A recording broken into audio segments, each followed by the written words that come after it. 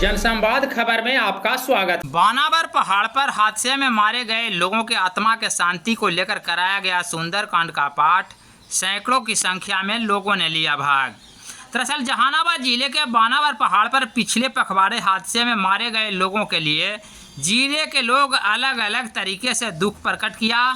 तो वहीं आत्मा के शांति को लेकर पूर्व सांसद डॉक्टर जगदीश शर्मा एवं पूर्व विधायक राहुल कुमार ने रामचरित्र के मानस पाठ का पारायण पाठ कराकर घायलों के स्वस्थ कामना एवं मृतक के आत्मा के शांति को लेकर पूरे दिन बाबा सिद्धेश्वर नाथ के मंदिर में माथा टेका और सुंदरकांड का पारायण पाठ कराया।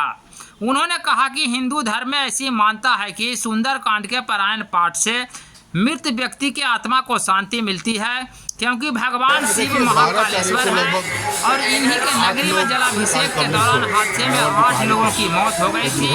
इसको लेकर उनके द्वारा यह आयोजन किया गया है ताकि सभी लोगों के मृत आत्मा को शांति मिले।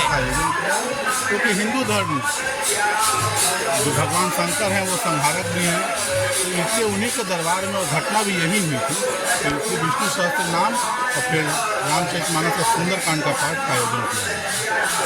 क्या उद्देश्य है इस पर करने का? इसका मात्र उद्देश्य है कि जो जिले के लोग हैं जिनका बाबा में असीम आस्था है, उन लोगों के स्वास्थ्य कामना के लिए, जो लोग यहाँ काल कवलित हुए उन लोगों की शांति के लिए और पूरे समग्र क्षेत्र में शांति व्यवस्था पूर्ण कायम है, इसके लिए पूजा है। अब बढ़िया ऊपर शौचालय बने और तीनों मार्ग रज्जू मार्ग तो है, लेकिन सब लोग रज्जू मार्ग एफोर्ड नहीं कर पाएंगे। आम लोग जाना चाहते हैं तीनों रास्तों को और बढ़िया बनाया जा सकता है। तो आज के दिन में आप सब लोगों को बहुत बहुत धन्यवाद। आप आए।